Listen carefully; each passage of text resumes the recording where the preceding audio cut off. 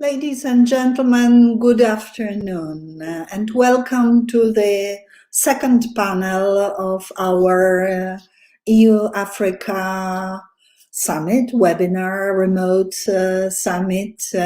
We intend to focus this time on the topic of the influence of global actors, most notably of China and Russia on Africa and EU-African policy. I am Anna Fotyga, Polish member of the European Parliament, belonging to the political group of conservatives and reformists in the European Parliament, and it is my pleasure and privilege to introduce two distinguished guests, both actually nowadays outside of the EU. Dr. Joshua Meservey is the senior analyst at Heritage Foundation. Earlier, he was active also in the Atlantic Council, so most probably to well-known American US think tanks. He has a long and distinguished career, starting with his participation in Peace Corps in numerous African countries, gaining experience. He is a graduate of Tufts University, famous Fletcher School of Tufts University, also completing his studies at Eastern University. And most probably he is one of the best known experts on Chinese influence in Africa. In this respect, he gave his testimony to both chambers of US Parliament, both to Senate and the House, many times. So we look forward to his presentation. And our second panelist is Mr. Samuel Ramani, who is the PhD candidate at Oxford University, Department of Police and International Relations. Also an expert serving in RUSI, famous, prestigious British think tank. So I really look forward to presentations of both our distinguished panelists. Ladies and gentlemen, we intended to start the second ECR EU-Africa summit March, exactly on March the 4th of previous year. Actually, March the 4th happened to be the first day of lockdown within European Parliament, and our starting remote mode of work, including sessions of members of the European Parliament. And unfortunately, we were not able to convene this summit. In between, the EU-Africa strategy was announced the same month in March 2020. I had the pleasure and privilege to serve as the AFET, Committee on Foreign Affairs of the European Parliament, rapporteur on the opinion about EU-Africa strategy. This opinion gained broad support and whole report with the leading committee, DEVA, so International Development, with collaboration with AFET and other committees. The report was very well received, and we gained a broad support within European Parliament. Africa is extremely important in our daily work. Well, there is a challenge to take over after my dear colleague Asita Kanko, but I hope that this second webinar is to be equally interesting. I would like to give the floor to Mr. Samuel Meservey first and listen to his assessment of the PRC China's strategy in Africa. Sir, floor is yours. Well, thank you so much. Thank you for those kind introductory remarks, and thank you to the ECR group for hosting me at this important panel and conference. And thank you for your focus on Africa. I think it's sometimes an overlooked policy area, and I'm pleased that you all are shining a light on what is a hugely important continent. As the honorable member just mentioned, I'm going to focus my remarks today on Chinese activity in the continent. I consider China to be the single most influential country in Africa. It has spent an extraordinary amount of time and energy and money building that level of influence. So that brings the obvious question of why. Why has this powerful, wealthy country like China tried so hard to become so influential in Earth's poorest continent? Well, fundamentally, the Chinese government is interested in Africa because it believes that Africa can support the Chinese Communist Party's stay in power. That is the bottom line for everything that the Chinese Communist Party does. It's all bent towards prolonging its stay in power for as long as possible. Now, there are many ways in which the Chinese government activities in Africa support this goal. There are economic benefits to the relationship. African countries are very strong diplomatic supporters of Chinese foreign policy goals. There is the strategic position of the continent and other reasons. But I want today to focus on one of these reasons that, in my estimation, is potentially among the most important reasons that China is involved in Africa, but gets little attention. And that is the opportunities that Beijing has on the continent for surveillance and data mining. Now, we need to step back for a second to understand why Beijing might be interested in doing this in Africa. We have to first understand the importance that the CCP strategic planners place on technology. Under President Xi Jinping, the Chinese government believes that technological superiority is critical to overcoming the power advantage that the United States and the West more generally enjoys over China, and that prevents China from rising, from returning to its rightful place as an unchallengeable dominant power in the East Asia region. The most recent 5-year plan that came out of China actually elevated technological progress from a matter of economic development to one of national security. So it gives you a sense of the importance here. Many of the key industries in China's Made in China 2025 strategic plan are explicitly technological or technology-based. Information technology, robotics, green energy and green vehicles, aerospace equipment, new materials, medicine and medical devices, etc. And then there are national champions that the Chinese government has designated to lead the charge in these industries.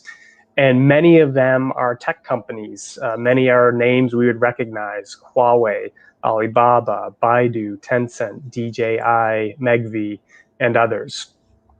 Now, one of the key technologies that can potentially underpin all these others, that can turbocharge this technological race, is artificial intelligence. Artificial intelligence is potentially transformative, is likely transformative. And the best way to refine artificial intelligence, is to feed it with data. This is a big advantage for the Chinese government because it has a massive population from which it collects data all the time, and it uses that data to refine its artificial intelligence. So big data, the Chinese government has actually identified big data as a strategic emerging industry. Okay, so that's the backdrop, right, to why I think that China is very interested in data in Africa. Consider the access that Chinese companies' activities give the Chinese Communist Party to information from Africa. And it's important to remember there's no meaningful distinction between a private and a public company in the Chinese context. And there's also a 2017 national intelligence law that requires any Chinese company to cooperate with the government on intelligence work. My own personal research that I released last year, I found that Chinese companies have built or renovated at least 186 government buildings in Africa. These include parliaments, they include security services installations, they include presidential residences, prime minister residences, etc. Huawei has built more than 70% of the commercial 4G networks in Africa. Its subsidiary, Huawei Marine, has built or upgraded 11 underseas fiber optic cables that carry immense amounts of data that collectively touch about 21 African countries. Chinese companies have built at least 14 sensitive governmental telecommunications networks. These are supposed to be secure networks. Chinese companies have built 10 data centers, including Huawei recently building Central Africa's largest data center in Cameroon, as well as building a Zambian governmental data center that will hold all government data. And then just a final point here. In late 2020, ground was broken on the African Centers for Disease Control headquarters in Ethiopia. This will be built by the Chinese government. This headquarters will eventually hold genomic data from all across Africa. So the United States has been very, very concerned about potential Chinese access to that genomic data. The Chinese government is also going to be building a CDC hub in Kenya. It's already built a biosafety lab in Sierra Leone and hospitals all across the continent. So the ability for the Chinese government to access this data is there. But of course, just because China has the access doesn't mean that it is actually collecting it. But I find it implausible that it is not taking advantage of at least some of these opportunities. There have already been many public reports of Chinese companies illegally gathering data. We're probably all familiar with the Chinese bugging of the African Union headquarters that was initially reported in 2018. I would encourage all of our listeners to read a report that just came out of the Netherlands about Huawei's access to the KPN telecom network there. There are many other reports. These are just likely the tip of the iceberg. What is so interesting about this issue is that African data might actually be uniquely valuable to the Chinese Communist Party. It's the type of data it cannot readily access anywhere else. Beijing has used AI and facial recognition technology from Chinese companies that are active in Africa, such as CloudWalk, Huawei, Hikvision. It's used those same companies to surveil its Uyghur population in Xinjiang. Now, these companies, it's likely, I would say, or at least possible, that these companies are gathering data from African faces, for instance, into their systems from Africa, and then you feeding that data into their AI systems that will make it easier for them to distinguish dark complexioned faces. That's a useful refinement for tracking ethnic minorities in China. And we know that the Chinese government does indeed track Uyghurs very extensively. That sort of refinement can also help Chinese companies maintain or strengthen their lead in AI-enabled technology, which is a massive potential industry. And then the genomic data that the Chinese government can access in Africa are like African facial data, different from the data it can gather domestically. So these different data can be used to develop valuable biotechnologies, which is a field that is featured in successive 5-year plans, Chinese 5-year plans, and one that Beijing considers a strategic emerging industry. I'm going to leave you with one quote about artificial technology that will hopefully remind us of just how important this technology is and why China is so interested in it and why it might be motivated to gather this data from China. So this is the quote from a recent U.S. National Security Commission on AI report.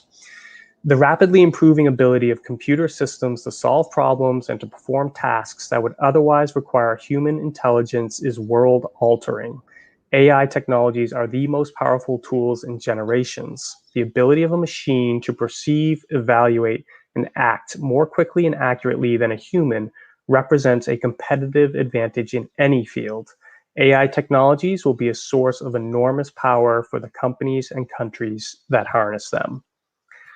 Again, I think that demonstrates the importance that China likely places on this technology and the great attractiveness of African data mining opportunities and surveillance opportunities on the continent.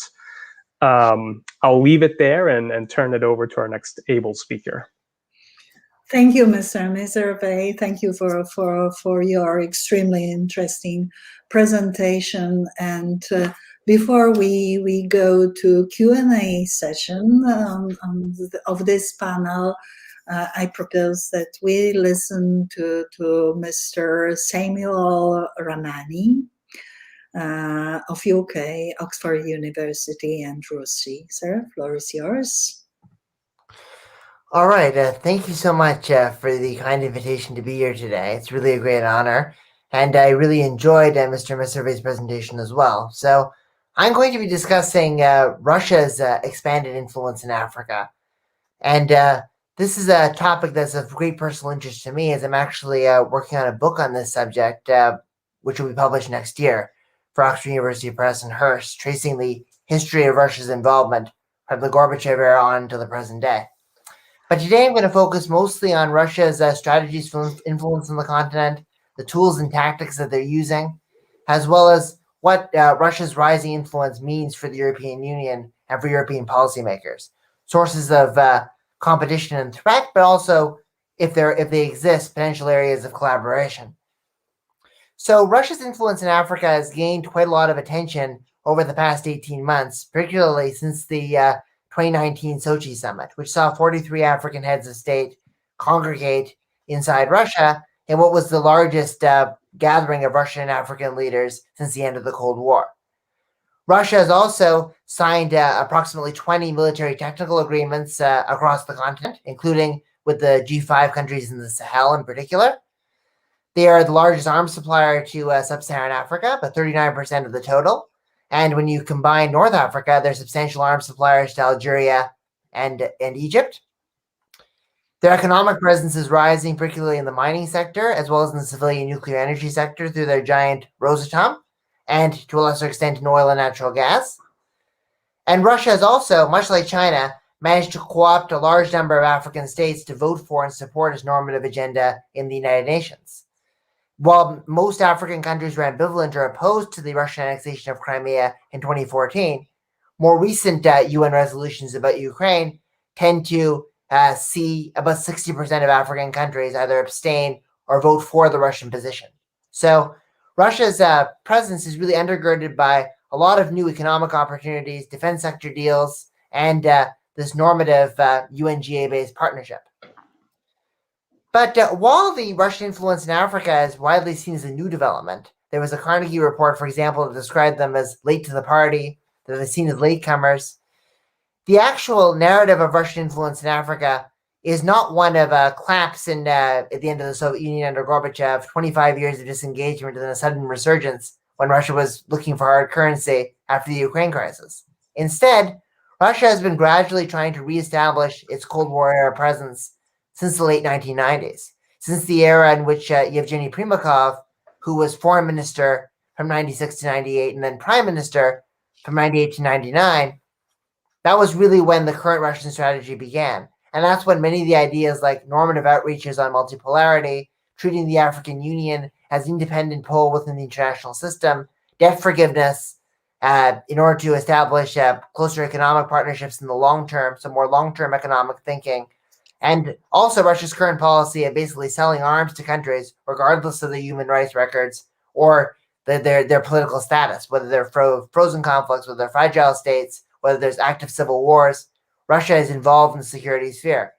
So Russia's influence on the continent collapsed briefly after the collapse of the Soviet Union, and then began an incremental rise in the 1990s, which has really accelerated over the past 5 years. So it's an incremental rise followed by an acceleration.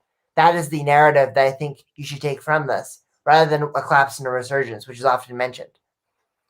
And as I said, Russian domestic politics also plays a heavy impact on it, because even during the darkest days of the Soviet Union and the collapse afterward, there were internationalists, particularly associated with the Institute of African Studies, advisory positions to the Kremlin, more conservative figures like Primakov and the security establishment, who really wanted Russia to have a sustained and long-term engagement. So there's a substantial domestic political appetite within Putin's inner circle for a long-term Russian engagement in Africa, and their involvement is also quite sustainable. It's a relatively low-cost, high-impact model of intervention. For example, Wagner Group PMCs are deniable, first of all, for the Russian government, even though the international community can clearly see their footprint. They are reliant on external financing in the case of Libya, allegedly from the support of the United Arab Emirates, but also from some Libyan government sources that I've spoken to, maybe even Saudi Arabia and local donors. In other countries like Sudan and Central African Republic, their security presence is paired with strategic investments in the mining sector that are overseen by Yevgeny Prigozhin. So Lobe invests in Central African Republic, accessing diamonds. Sudan is gold. So Russia's got there's a lot of domestic appetite for a long-term presence in Africa, and their model is sustainable given Russia's relatively dire economic circumstances and lack of hard currency. It's something that can continue for the foreseeable future. So Russian influence has been developing for a long time and is here to stay. That's the next point I wanted to make. Another point I wanted to make is that Russia's tactics have remained relatively consistent, with the exception, I think, of their expanded involvement in the security sphere, which we've seen starting with Libya in 2016 in support of Haftar, and onward with the use of PMCs. But the scope of their ambitions has gradually grown. the Russians originally focused on a small number of partnerships: South Africa, Angola, Algeria, then after 2008, Libya. But since Dmitry Medvedev became president, they are now looking to become a continent-wide great power, trying to sign deals wherever they can. And they are engaging in spheres such as foreign assistance, investing in soft power. So there's a substantial push to be a continent-wide great power. They're not quite there yet because their influence is largely concentrated in North Africa, economically in countries like Angola and South Africa, and to a lesser extent, they're developing footprints in Central African Republic, and the Sahel and Central Africa and the Horn of Africa. It's still more of a two-speed of development. But Russia is aspiring over the next decade to try to become a continent-wide great power from its relatively narrow foundations that it started with. So that's just another point I want to make about Russia and its overall power projection strategy. So what does this necessarily mean for the Europeans from their point of view? I mean, there are obviously a number of challenges, a number of threats that Russia poses to European interests and values. The first would obviously be, to some degree, a relatively asymmetric and relatively case-specific economic competition between the Russians and the Europeans. So we're seeing that in the civilian nuclear energy sphere, where Rosatom is in competition with French nuclear energy giants like Avenda. They're also in competition with their Chinese counterparts too.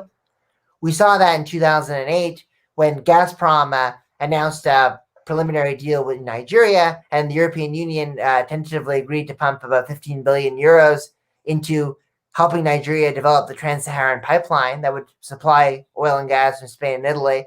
And there was a lot of concern in Europe that Russia was investing in Nigeria just to ensure that Europe's hedge against Russian gas would eventually have them be reliant on Russian gas, because Gazprom's in the Trans-Saharan sphere too. So there's a competition in the energy sector, and Russia's trying to check European efforts to divest from Russian gas, which I think is a more important issue now with Nord Stream 2 rising. And also, I think in the sphere of post-conflict reconstruction on international sanctions, there's obviously a lot of tension.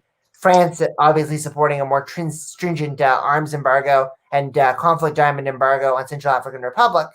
The Russians wanting a more liberal, a more open approach. The second obviously comes from Wagner Group and private military contractors. They're involved in the Central African Republic against replacing French interests. Their support also for the new coup regime in Mali in August 2020, not PMCs, but more diplomatic support for that regime, is problematic from the French counterterrorism point of view. If the Libya situation creates a Mediterranean base in Tobruk or Benghazi that disrupts migration flows or maritime shipping, that could be a problem. And the general promotion of autocracy that comes with that and the support of unpopular, fragile governments is obviously an affront to European liberal values. Thirdly, there's disinformation and strategic communications, and the Russians are engaging in a quite active information warfare with RT and Sputnik, in particular gaining popularity on the continent, criticizing French counterterrorism policies, and also European vaccine diplomacy, basically saying that Sputnik 5 and what Russia's doing on the COVID sphere is altruistic, whereas Europeans are gaming this for geopolitical leverage. So that's another issue in terms of soft power where we should watch the Russians. We should be less worried about Russia and China acting as a united front. I think they're more competitive partners in the region. They have a common set of goals in the United Nations. They have the Russians can piggyback off of and thrive off of Belt and Road investments, and it even provides security on the Chinese behalf with the use of PMCs. But they are not really cooperating that extensively in regional crisis zones. And some of Russia's PMC activity that goes into more a forward offensive capacity from some of my interviews in China is actually quite concerning to some of the Chinese.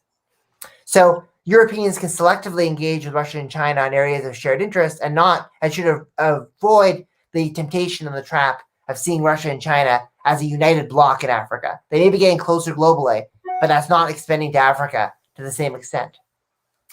There's some areas of potential cooperation. I think the future of Libya inevitably will have to involve Russia, though we have to be skeptical of their intentions. Maritime security and anti-piracy. We saw that even in the Somalia crisis of 2008 after the Georgian War and the Russian NATO drills that continue to carry on in that sphere. And peacekeeping. I think with African Union support and Russia's role in areas like Chad, the Sahel, CAR, inevitably there could be some Russia-EU cooperation there. So that's just a general overview of how Russia's influence in Africa has evolved. There's some of their tactics and what this means for Europe very briefly. And now I look forward to the questions. Thank you very much indeed. Actually, allow me to start with question directed to both of you, gentlemen. Experts like British expert Dr. Julian Lindley French inform about levels of Russia-China cooperation or even eventual coordination in many security areas. Our topics are broader than just hard security. Can we talk a little bit about eventual parallel or common strategies in Africa between both players? Do you see this kind of phenomenon? Maybe this time we'll start the other way around from Mr. Ramani. Yes, so that's a great question. So just as I noted very briefly in my speech, I see that I don't think that the level of sophistication and depth that we're seeing in the Russia-China bilateral relationship is extending as pronouncedly to extra-regional theaters. I think that Africa is a case in point where it's a little more limited. I think obviously the Russians and the Chinese have several areas of coordination. The first is in terms of the challenge to the Western-dominated legal order, particularly with regards to sanctions policy. For example, both Russia and China have supported the removal of the ban on conflict diamonds in Central African Republic and the expansion of the green zones for export. That's one example. Another area is where they both align with regards to the restriction of the peacekeeping mission in Darfur, as well as supporting non-interference. So they defended the Sudanese government in June of 2019 after the Khartoum attack. You're seeing, I think, coordinated Russian and Chinese disinformation strategies that deal with a combined assault on European and American soft power. So the messages coming from RT and Sputnik or Xinhua and Chinese outlets, they often are quite complementary and overlapping and supportive of each other. So that's another strategic communication sphere, and at least the narrative information war, where I think we see something present. But I think that there's a fundamental divergence between Russian and Chinese interests because, first of all, the Russians tend to thrive in areas where there is a lot of disruption, and sometimes their conduct tends to exacerbate that when they balance different sides and they deploy private security contractors in places like Libya and Central African Republic, whereas the Chinese are a lot more reliant on a stable regional order that depends on, that's undergirded by the Belt and Road, infrastructure investments, long-term thinking. We saw that, for example, in the case of the Mali coup, where Chinese media coverage was quite concerned about its implications. There was even the phrase Malian cloud was being used to describe a cloud of instability in West Africa, whereas the Russians were the first to re-engage with that new regime. So I think that strategically, they're coming from different starting points. There was a joint meeting on economic development in December of 2020 we should watch, as well as the international legal challenges and soft power challenges that I mentioned. But I don't think that they're becoming a united front in Africa by any means or by any stretch. Thank you. Mr. Meservey, would you like to reflect on the same issue? Yeah. Sure. Yes, and I agree with Samuel's remarks. I don't see the potential for a coherent, unified front, right, from Russia and China in Africa. I think there will absolutely be and it has already happened, where there will be more opportunistic moments where sort of tactically they align. And they do align on big picture strategic issues like trying to undermine the current international order, which they think is unfair to both of them. And Africa is a major front in that effort. This is more of a Chinese concern, at least as far as a concerted campaign, but this is clearly something Russia supports as well. There could be even potential for some competition between the two in Africa. Now, they're largely in different spheres. China is a much larger player than Russia is on the continent. It's an established, long-established player. And it has, it operates in sort of the licit realm, whereas Russia gets involved in much more dodgy sorts of situations, like again in CAR with minerals. Its involvement in, again, Libya and Sudan. It's all a bit on the illicit side at times. So they somewhat operate in different spheres, but they could indeed compete for energy contracts, particularly perhaps on the nuclear side, where Russia has been very active in striking nuclear agreements. But this is something that China is increasingly interested in. So they may run up against each other in those respects as well. And then just fundamentally, there's sort of different approaches, as I've already referenced. Through the Wagner Group, for instance, Russia inserts itself into very volatile situations. Again, like Libya, like CAR, like northern Mozambique, where Wagner actually had to withdraw because they took such a beating. And that is not China's interest at all. It is very much involved in peacekeeping operations, but that's part of its diplomatic efforts and part of its attempt to portray itself as a responsible international actor and to build influence on the continent. But China does indeed want a stable, predictable environment, because that is what's best for its, particularly its economic efforts. I'll just give one example, right? Like Zimbabwe went through a leadership change where the dictator Robert Mugabe, who was widely seen as a Chinese ally and puppet is too strong of a word, but very much in Beijing's good graces, he was deposed in a coup, and China never missed a beat. They just picked right up with the successor. Because they work very hard at developing those relationships that ensures the continuity of their own interests in these countries. So even when there's potentially an unstable situation, they're able to skate through it. They're really looking for that stability. So yes, I think tactically you'll see alignments here and there. I do not see any sort of really deep strategic alliance between the two on the continent. Also because China doesn't enter into those sorts of relationships. It famously does not have allies, it has partners.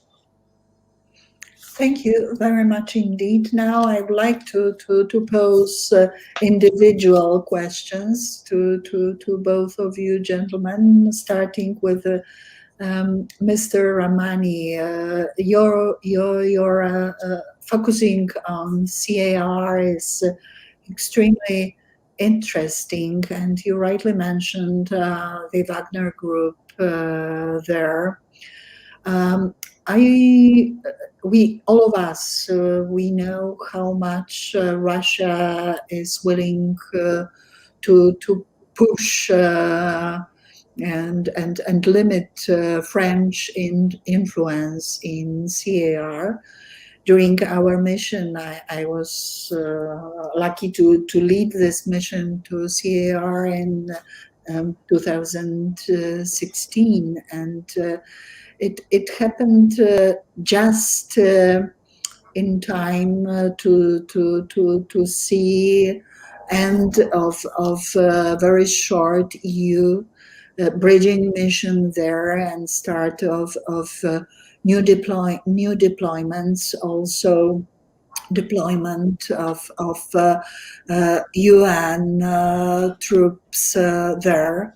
There were numerous problems, and later we witnessed Russia's gaining position there. Surely it was linked to CAR riches, although Russia wanted to portray itself as stabilizing and peacekeeping force. Could you please elaborate on this, on strategy in particular in CAR, and how should we, European Union or countries of the West, act in this situation?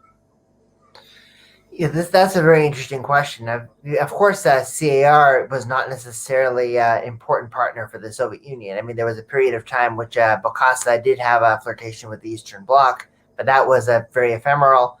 So it's striking that Russia's put a lot of investment in a country that it does not necessarily have those kind of institutional legacies and institutional relationships with. It really took off after the French withdrew from Operation Sangaris. The Russians swooped in, went through a meeting with Tuadera, the president of CAR, and they basically accused the French of trying to funnel arms from Somalia into CAR, and they used their power in the UN almost to try to constrain French influence. So it became a very competitive relationship with France, and then that only ratcheted up further in 2018 when the French Defense Ministry said that Russia was not playing a constructive role in CAR, but in fact was contributing to instability. So I think that a lot of this was taking advantage of the fact that in CAR, the Tuareg government and as well as the local population was becoming increasingly anti-French, and Russia was kind of the alternative that was willing to step in and fight the ex-Seleka rebels. So that was probably how they got in. They got in on the back of France's unpopularity, and then they tried to constrain France wherever they could. Looking at their strategic objectives, there's a few points that I think are important to keep in mind. I think, first of all, the Russians have moved from a strategy that was much more of a placing multiple bets approach, like predominantly on Tuadera, but also engaging with the ex-Seleka rebels over the past year towards a strategy that's much more centric around Tuadera and the existing regime. Of course, the national security advisor to the CAR is Valery Zakharov, a Russian who's closely tied in with the GRU. So that could be, he could be an actor who's shaping that, but that's one shift. Secondly, they're looking to undermine the international sanctions regime of the arms, in particular the diamond sector, to enrich their private companies. Like Prigozhin's, particularly Prigozhin's the main actor, but if the sanctions get relieved, Alrosa and others will probably step in. So they're wanting to get access to CAR's resources before others. And thirdly, they're viewing CAR as a potential area to assert themselves as a diplomatic player. So the Russians touted their role in the Sudanese brokered settlement with the Central African Opposition Alliance in 2018, and they're trying to present themselves as like the prime mover in the UN on peacekeeping. People are quite skeptical, and they feel they tend to overplay that role. But they're trying to show that they can exert the kind of diplomatic influence that we're seeing in Syria and the Middle East, in other global theaters, and CAR gives them a chance to do that in Africa. So I think that those are the reasons, and because it's a relatively low-cost operation, it's a deniable one, I think they'll be continuing on all those fronts for the foreseeable future. Thank you very much indeed. And now to Mr. Meservey. Actually, I keep questions that are extremely interesting for me personally. But before, I would like to ask you about new technology and Africa. Is one of the reasons that Africa is so good testing field for advanced technology, Chinese advanced technology, the demographic characteristics of the continent, that Africa is so young and so easily absorbing novelties. Actually, the percentage of people using smartphones, using or just benefiting from digital economy has increased in recent years enormously. Can you tell us about this process? Is it visible from the point of view of both practitioner and analysts like yourself? Yeah, it's absolutely the case that Africa represents potentially an extraordinary market. It is by far the fastest growing population center on Earth. By 2035, Africa will have more working age adults than either India or China. So that's the trajectory that Africa is on. And that's very attractive to countries that produce goods. They hope that there are many people in Africa who can buy them, particularly as markets age in other parts of the world. Consumer markets are getting older in most of the developed countries, which sort of bodes poorly for certain businesses. So that's absolutely an element. And technology has been really interesting. The Chinese companies have done a very, very good job of making their technologies useful and affordable in the African context, and that has indeed given them a major advantage. Now, part of that is, so for instance, in the case like Huawei, I mentioned in my prepared remarks that it's been designated a national champion, which means it is very heavily subsidized by the Chinese government. It has access to preferential credit lines, things of that nature, which allows it to engage in anti-competitive behavior, frankly, where it can come in and underbid everybody by very significant amounts, 30 to 40% sometimes. I've seen some of those situations. And then it establishes a dominant market share, pushes out competitors, and then it slowly raises its prices. So there are those anti-competitive elements, but I'll also give credit where it's due. Chinese companies have indeed adapted to the African context and have figured out how to make a profit there. Perhaps the best example is the Transsion phone company, which has about 3 different brands on the continent. It has, in just 10 years, it carved out a dominant market share on the continent. Over 40% of smartphone and feature phones are Transsion brands. Part of what they did was optimizing their camera for black faces, for instance, which is something that other companies had not done. So they were very smart about how they,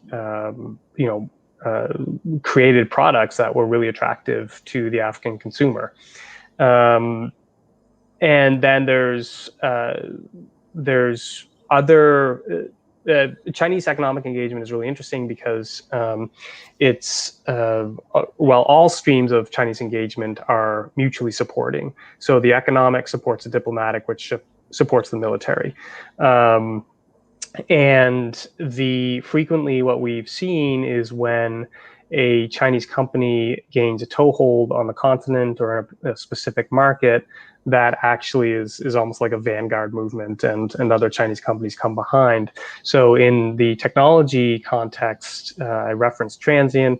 Transsion comes with Chinese apps already preloaded onto the phone, which is an obvious competitive advantage for Chinese app developers. We're also seeing Huawei has just rolled out a phone that had a pre-installed mobile wallet, which will handle digital yuan, which is, of course, China's digital currency that they've just started to roll out. So they're very good at leveraging existing technologies to support other technologies or products that they're trying to introduce to the continent. I expect this to continue. They have a very strong position already that is going to facilitate further strength. I think Huawei is going to build most of the 5G networks on the continent, just given its already dominant position in 4G. So I think, yeah, Chinese technology is going to be dominant on the continent for the foreseeable future. Thank you very much indeed, Mr. Ramani. The overarching topic of this webinar on Africa and EU-Africa relations is COVID-19.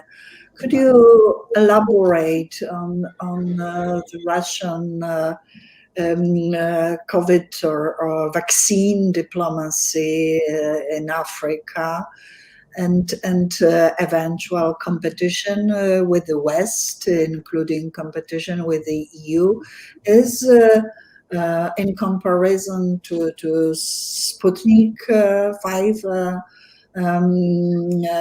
the program COVAX visible on the continent? How do you see both actions? Well, certainly, yeah, it's a great question right now. Like, Russia took a very proactive stance on the pandemic's rise in Africa, even before many other powers were taking notice. And we saw that in the very early weeks of the pandemic, in early April of 2020, Vladimir Putin and Emmanuel Macron partnered together somewhat against China with regards to calling for swift debt relief, and the Chinese ultimately acquiesced. But they came out with a very strong stand on that, and that was due to extensive consultations between the Russian side and the Ethiopian side. Putin and Abiy Ahmed even had a phone call to formalize this, and that was really when they started getting on it. So very early on, they saw coronavirus as an opportunity to expand their geopolitical influence through humanitarian aid and through debt relief and through other tactics at their disposal. The next step was the distribution of PPE equipment, which has partially been distributed throughout the continent, but often with market delays. For example, the Ethiopians requested PPE equipment in June of 2020, and in February of this year, they were asking where has it come. So they sometimes, the Russians have not been as effective in delivering PPE equipment as, let's say, the Chinese or the Emiratis or Turkey or other countries, which responded much more efficiently to these requests. So after an initial soft power boost, they had some difficulties on the PPE side, and now they're trying to redeem themselves with the Sputnik 5 and the vaccine diplomacy. And that seems to be working out a lot better than anything they've done on PPE. The Russians and the African Union reportedly have a deal that would provide 300 million doses of Sputnik 5 to the continent, and that would reach some of the areas where Russia's got influence but are harder to access, like Kar, for example. And there aren't that many African countries that have actually recognized Sputnik 5 or authorized its use, but the number is consistently growing. So initially, it was some countries in the Maghreb, particularly Algeria, Egypt, Guinea, and a few other selective partners.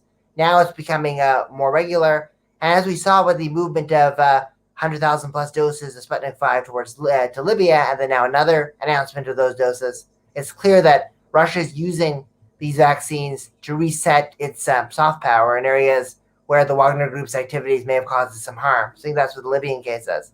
I think there's about 13 or 14 countries that are authorizing it for regular use, though. So still not the majority of the continent, but the numbers are going up.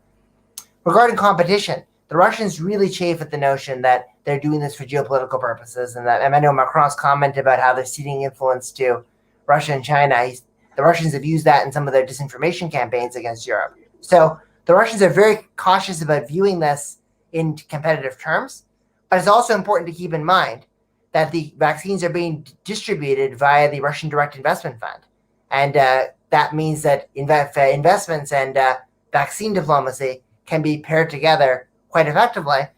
And so we'll have to see where that goes. So I think that Russia is having an advantage of Sputnik 5, even if the vaccine's effectiveness against the South African strain might lead to a bit of a slowdown in some of their deliveries. But Sinovac's also having problems. So Russia's got some time there in that regard. Mr. Meservey, could you eventually reflect on Chinese vaccine diplomacy or overall health diplomacy on the African continent? Yeah, Chinese health diplomacy has been a major part of its engagements for decades, really since the very earliest days of independent China from 1949. They send medical teams to quite a few countries. I know some countries have now received 14 or even 15 Chinese medical teams over the course of their relationship with China. So that's always been a significant part of what they do. When the large West Africa Ebola outbreak began a number of years ago in Guinea and surrounding countries, the Chinese government responded quite quickly and again dispatched not just civilian medical teams, but also PLA medical capabilities. So, and then they've built hospitals all across the continent. This is again a significant part of what they do. Now, so it's no surprise that when COVID began, they responded quite quickly, and it is clear that this is very much a part of their international diplomacy. They were reeling a bit because they had well, frankly, they had botched the beginnings of this pandemic. They had obfuscated what happened initially. They had refused to allow information to get out. They even disappeared doctors who are whistleblowers in the Wuhan area, and then the virus spread very rapidly, and so justifiably there was a lot of anger throughout the globe at what China had allowed to happen.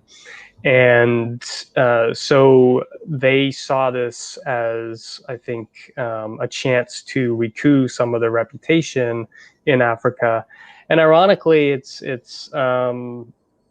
they may even see it as eventually an advantage in their diplomacy, because they did respond quickly with great fanfare. Jack Ma, who of course was the head of Alibaba, China's probably richest man, he was the face of this campaign in the early days. They were delivering pallets of PPE and other, ventilators and such.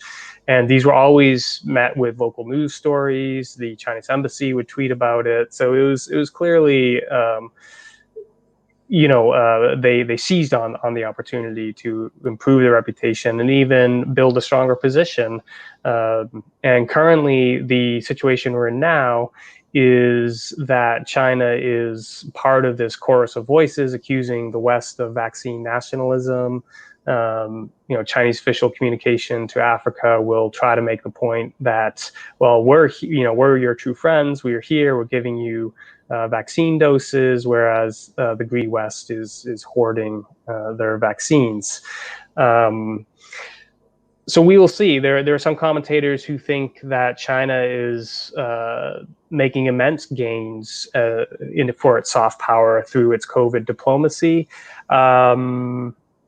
I'm less convinced of that. I think it's possible, but I also think that given the fact that the West has now developed 6 or 7 capable and effective vaccines, eventually the West will get its populations fully vaccinated, and then I think Africa and other areas will start getting flooded with Western vaccines. There has been concerns about the effectiveness of Chinese PPE, for instance, quality concerns and such. So I think the West, the EU, the US needs to be cognizant of the soft power gains that China's trying to make, and needs to do what we can to ensure that Western ideals are protected. But I think it's very still an open question of whether China is truly going to emerge from this the better. Thank you very much indeed. Mr. Ramani,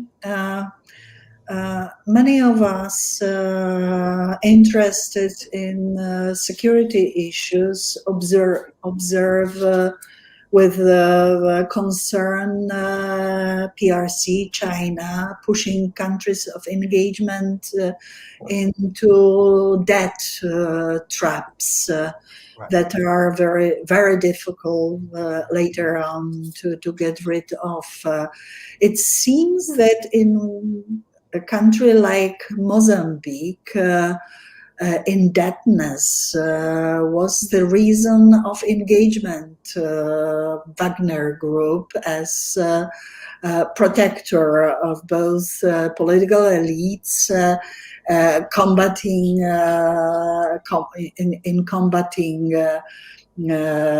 the influence of Al-Shabaab, and most probably, similarly, eventually to CAR, also pushing French influence in terms of Total, in one of the biggest oil fields on the continent, from operations in Mozambique. What is your assessment of this situation? We discuss eventual deeper engagement of the EU, and it is interesting to learn the circumstances or developments there. Well, certainly, yeah. So obviously, the Soviet Union has a history of engagement in Mozambique, and then Russia's obviously maintained a very close eye on that broader Southern Africa region as essential to its economic interests. Even during the 1990s, when they were largely excluded from in the early to mid 1990s, largely excluded from African investments in the African economy. They were paying a lot of attention to South Africa and then to a lesser extent Angola and then Namibia and Mozambique. So that whole area of Southern Africa is part of a broader geopolitical power projection point. So that's part of the reason why they're interested in it from a macro level standpoint. Looking at the more local level issues, the debt factor was obviously something that was certainly there. There's been an ongoing dispute between VTB, the Russian bank, and the Mozambican state about a $2 billion loan. And there was a lawsuit that was filed in January of 2020 that was dealing with a $535 million guarantee. And then there was the whole issue of the related tuna bond scandal that it was affiliated with debt and defaults coming from the Mozambican fishing fleet. So there's a bunch of debt and commercial disputes that were definitely involved there, and the Russians are wanting to recoup profits and recoup access to the oil and gas in Cabo Delgado. But it was more than that. I think that the Russian presence in Mozambique, in northern Mozambique, in terms of actual energy investments, is not as strong as, let's say, what Gazprom was trying to do in Nigeria or what it's been trying to do elsewhere on the continent. So instead, there's a couple of theories. I mean, first of all, the Mozambican government has invited the Wagner Group there on an invitation to fight al-Shabaab. And so it was an invitation by consent to Prigozhin, and he sent the mercenaries over there with the tacit approval of the Russian state. So it may have been a contract that was lucrative to Prigozhin and his inner circle that the Russian state approved of, rather than a Russian orchestrated mission where Prigozhin was forced to go there. So I think the Russian state had a lot more agency in shaping their interventions in Libya and Central African Republic from some of my research and interviews and a little bit less so in Mozambique. It may have been a short-term profit thing. Another thing that's talked about often is the fact that China was obviously trying to get an energy investment in Mozambique in that area, as were the French with Total, and the Russians wanted to show that they could play a role in securing and stabilizing those areas and then carve out a niche for themselves. So maybe they were hoping to get some kind of a partnership agreement where they provide security and they can get access to this difficult market from China or France. That's another theory that's often broached. Again, it's a very deniable and very sketchy operation where there's not that much in the way of hard facts. So my research on it has often relied a lot more on interviews and on Russian language accounts, which inevitably can be quite skewed. But one other thing that was interesting was that the mission was a complete failure, with the beheading of 7 Wagner Group counterterrorism forces by al-Shabaab in November of 2019. And that speaks to a broader problem with the Wagner Group and its military capabilities. They seem to work best when they're inside a national army, like inside the Syrian National Army, or when they're in defensive responsibilities. But as we saw in Libya against Turkey, as we've seen in Mozambique, they find their successes on more offensive counterterrorism operations to be more intermittent. And now it appears as if they've almost entirely retrenched.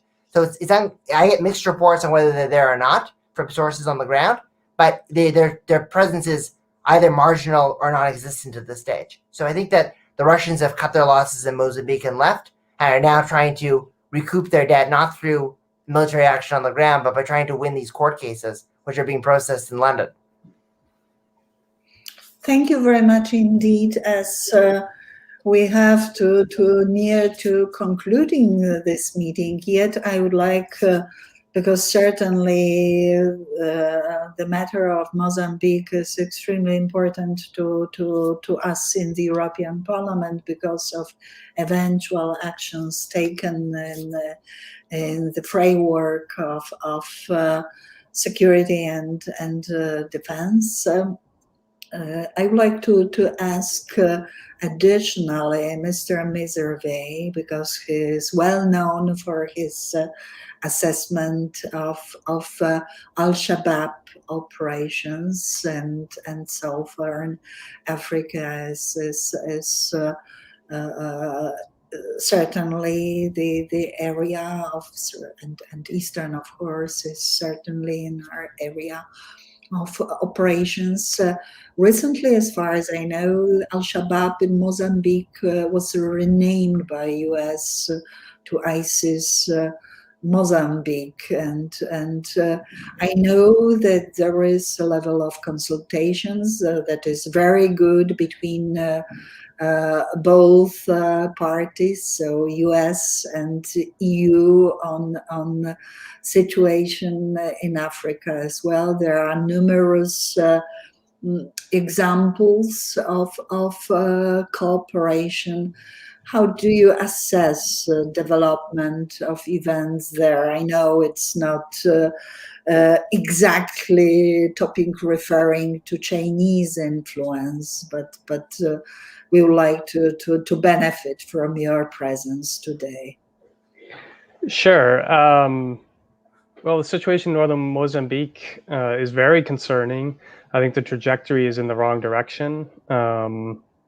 This group, Al-Shabaab, which just means the youth, is indeed a group of young people that first started to appear sort of the mid-early 2000s, and they were involved in trying to take over mosques, and they had a more radical interpretation of Islam. Some of them may have been trained in places like Tanzania or even Somalia. A lot of the information is very murky, of course, because it's hard to get access up there and to these individuals. But then it transformed into an armed group that has proven to be very capable. Part of their capabilities are due to the fact that the Mozambican government has not at all been up to this task. Now this is an insurgency, which means that the critical piece of this is winning the local population's at least acquiescence, but hopefully support. But the Mozambican armed forces have been brutal when they go up to fight Al-Shabaab. There was recent reports that when Palma was liberated, which Al-Shabaab held for well over a week, that the Mozambican armed forces looted some of the businesses and the ATMs in the town. That's disastrous for any sort of counterinsurgency campaign. Unless there's some dramatic change in the military's capabilities and its strategy and outlook, this insurgency will continue for the foreseeable future. I'm very pessimistic, frankly, about the prospects for developing the gas fields, at least near term. Total has indefinitely pulled out.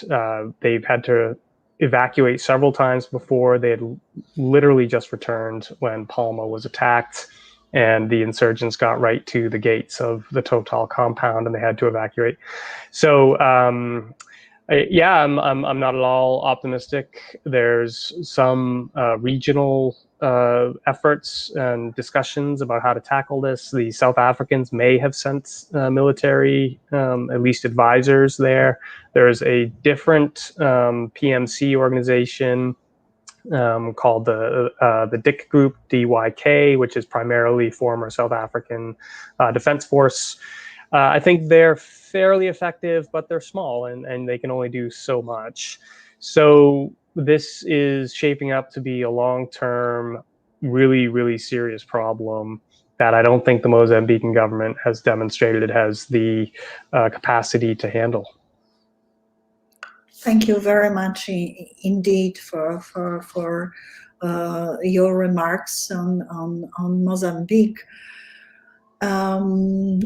Unfortunately, we do not have time for quite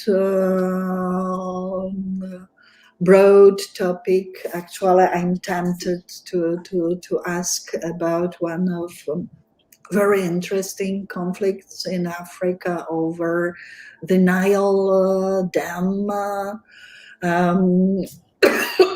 conflict between Ethiopia and Egypt, with participation of Sudan and Somalia.